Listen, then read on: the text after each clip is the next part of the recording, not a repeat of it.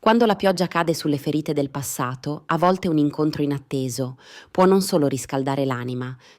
Ciao, sono Rossana e oggi ti racconto di un segreto, celato per decenni, rivelando una verità così sconvolgente da riscrivere intere esistenze e riaccendere la fiammella della speranza in cuori che credevano di averla persa per sempre. Giulio Novati era un uomo la cui vita era stata segnata da un'ombra profonda. 20 anni prima, un tragico evento gli aveva strappato via l'amore della sua vita, Isabella. Con lei era svanita anche ogni scintilla di gioia e di colore dal suo mondo. Ogni settimana, con la precisione di un orologio rotto, Giulio si recava al cimitero monumentale, la sua anima pesante quanto le lapidi circostanti, per stare in silenzio davanti alla tomba di Isabella. Un rituale solitario, un dialogo muto con un passato che non voleva saperne di lasciarlo andare. Quel giorno di pioggia scrosciante, mentre Giulio si riparava sotto il portico di un antico borgo, i suoi occhi si posarono sulla giovane donna e il neonato. Aveva i vestiti inzuppati d'acqua, la stanchezza incisa sul suo viso. Si avvicinò, la voce roca. «Signorina, va tutto bene?» Lei alzò lo sguardo, gli occhi spenti. «Aspetto che smetta di piovere», mormorò, stringendo il bambino. Il piccolo dormiva, avvolto in una coperta a brandelli. Una stretta al petto afferrò Giulio. «Avete bisogno di qualcosa? Cibo? Latte per il bambino?» La sua risposta fu un sussurro appena udibile. «Non mangiamo da ieri». Senza esitare, Giulio le porse 500 euro. «Grazie, mille grazie», disse lei tremante. «Come si chiama, signorina?» «Chiara Berti», rispose con un filo di voce. Quella notte il sonno non venne a Giulio. Il volto di Chiara, gli occhi stanchi eppure pieni di una dignità indomita, lo perseguitavano. L'immagine del neonato addormentato gli tormentava la mente. Il giorno dopo, come ogni mercoledì, si recò a far visita alla sua amata Isabella, al cimitero. E lì, davanti alla lapide, c'era Chiara. Inginocchiata, parlava sottovoce, le labbra che si muovevano in una conversazione intima e dolorosa con l'anima della defunta. Era troppo, troppo personale. Lui si avvicinò piano, non per spiarla, ma come forma di rispetto. Aspettò che lei finisse di parlare e si fece più vicino. «Chiara, cosa ci fai qui?» chiese Giulio, la voce roca di incredulità. Lei si voltò di scatto, gli occhi spalancati per la sorpresa.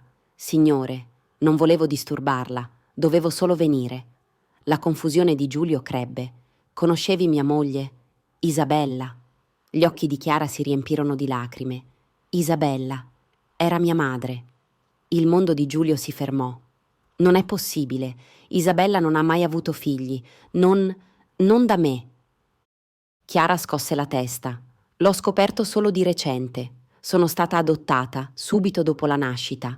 Ma cercando tra vecchi documenti della mia madre adottiva ho trovato il suo nome, il nome di chi mi ha dato alla luce. Isabella Novati». Novati, il cognome da nubile di Isabella. Giulio, pur stordito, fece un rapido calcolo mentale. «Quanti anni hai, Chiara?» «25», rispose lei. L'età esatta prima di conoscere Isabella. Un lampo di consapevolezza, freddo e tagliente, gli trafisse il cuore. «Era incinta, prima che ci conoscessimo», mormorò Giulio, la voce a malapena un sussurro. «E non me l'ha mai detto». Chiara continuò, gli occhi che non lo abbandonavano. «Non sono qui per creare problemi, signore, solo per capire. Crescere senza sapere chi fossi, senza conoscere le mie radici, è stato un peso insopportabile». Giulio rimase in silenzio, assorbendo ogni parola, ogni implicazione. Poi, con un filo di voce, chiese: «Come si chiama il bambino?» «Luca», rispose Chiara, gli occhi che si posavano con tenerezza sul piccolo.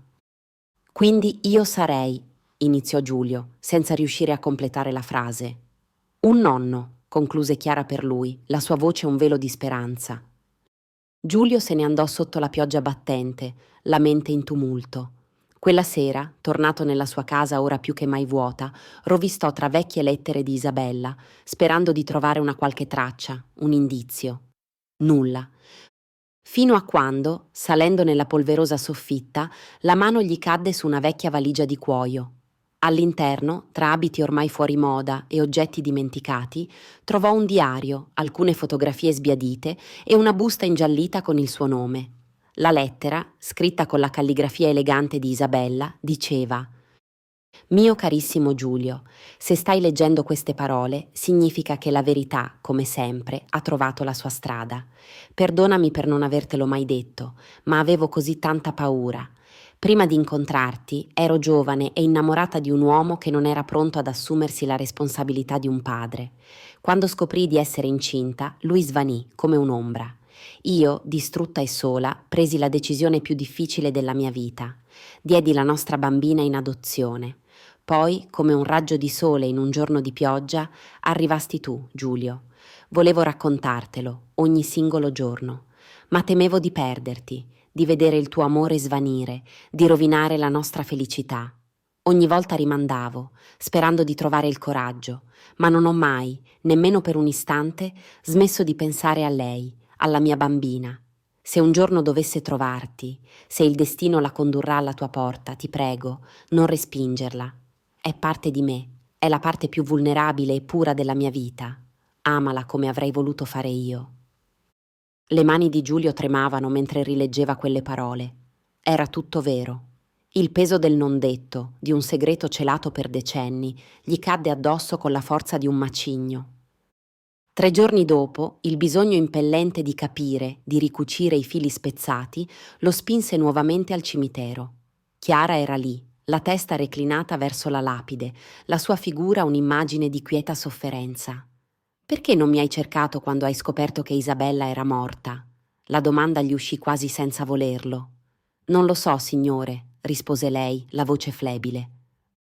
Poi Giulio fece un respiro profondo, il dolore e la speranza che si mescolavano nel suo sguardo. Non so come comportarmi, Chiara, ma voglio conoscerti, voglio conoscere te e il piccolo Luca.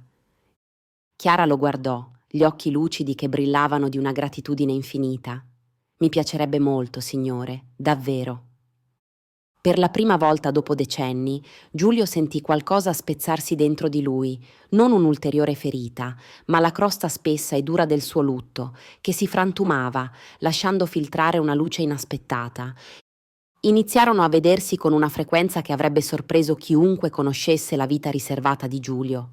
Luca, con la disarmante semplicità dei bambini, cominciò a chiamarlo nonno Giulio, senza comprenderne ancora il significato profondo, ma con un affetto sincero. Chiara era spesso a casa sua e Giulio si ritrovò a cucinare, a ridere di nuovo, a raccontare storie che pensava di aver dimenticato. La casa, una volta un mausoleo, tornava lentamente a vivere, ma un dubbio persisteva nella mente di Giulio. Chi era il padre di Chiara? Con l'aiuto di un vecchio amico investigatore, Giulio rintracciò Marco, l'ex fidanzato di Isabella. Lo andò a trovare in un piccolo appartamento in periferia di Napoli. Isabella? È passato così tanto tempo, non sapevo nulla, disse Marco, gli occhi sgranati dalla sorpresa. Hai lasciato qualcosa? Replicò Giulio, la voce ferma ma senza asprezza. Si chiama Chiara e ha un figlio, il tuo nipote Luca. Marco rimase in silenzio, sconvolto. Vuole qualcosa da me? Chiese, quasi con paura. Number, ma merita qualcosa, una presenza, una spiegazione, un padre. Un giorno Giulio raccontò a Chiara della sua scoperta. Lei, pur incerta e con il cuore gonfio di paure, accettò di incontrare Marco. Affrontarono tutti e tre un viaggio verso Napoli. Si diedero appuntamento in un parco pubblico. Marco arrivò con un mazzo di fiori un po' stropicciati, il volto tirato. Chiara, non so cosa dire. Non posso cambiare il passato, ma se me lo permetti, se c'è una minima possibilità, vorrei conoscerti. Vorrei provare a essere un padre per te. Chiara esitò, la battaglia interiore evidente nel suo sguardo. Poi un barlume di speranza illuminò il suo viso. Non so cosa fare, alla fine hai abbandonato mia madre e la paura anzi che ci abbandoni di nuovo, ecco, ma fa paura. Non voglio soffrire ancora. Marco la guardò con occhi pieni di speranza. Ti capisco, hai ragione.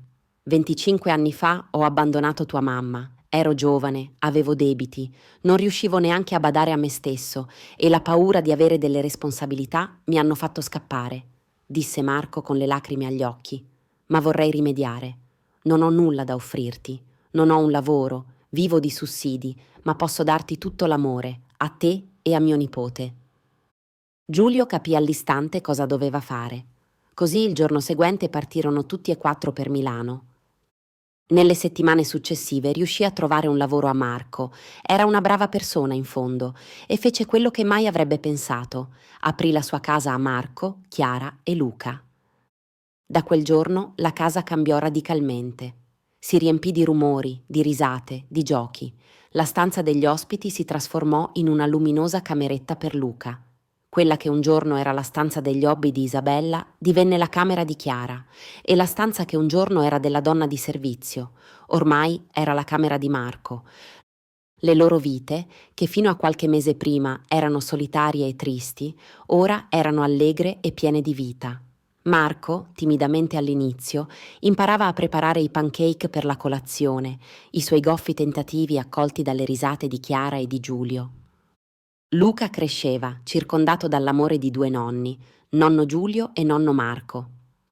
Giulio riscoprì la gioia di vivere, un'emozione che credeva di aver seppellito con Isabella, e gli sembrava di averla ancora accanto. Una sera, Giulio osservò Chiara mentre leggeva una favola a Luca.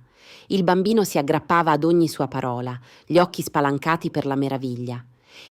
In quel momento, Isabella sembrava essere lì con loro, non come un'ombra malinconica, ma come un soffio di pace, una presenza benevola. Giulio si chinò e baciò Luca sulla fronte. «Buonanotte, campione». «Notte, nonno Giulio», rispose il bambino con un sorriso sdentato. Giulio prese la mano di Chiara. «Grazie, Chiara». «Per cosa, nonno Giulio?» chiese lei, gli occhi curiosi. «Per avermi dato un nuovo motivo per sorridere, per aver riportato la luce nella mia vita». Chiara ricambiò la stretta. «Credo che mamma avrebbe voluto tutto questo. Credo ne sarebbe orgogliosa». E lì, nel silenzio avvolgente di quella sera, due generazioni si ritrovarono, legate da un filo invisibile fatto di amore riscoperto, di perdono e del coraggio di ricominciare. Il passato non era stato cancellato, ma il futuro si apriva, inaspettatamente, luminoso. Se anche tu credi nel potere dell'amore, non dimenticare di lasciare un mi piace, iscriverti al canale e attivare la campanella per non perderti altri nuovi racconti. Sono Rossana e ti aspetto alla prossima storia.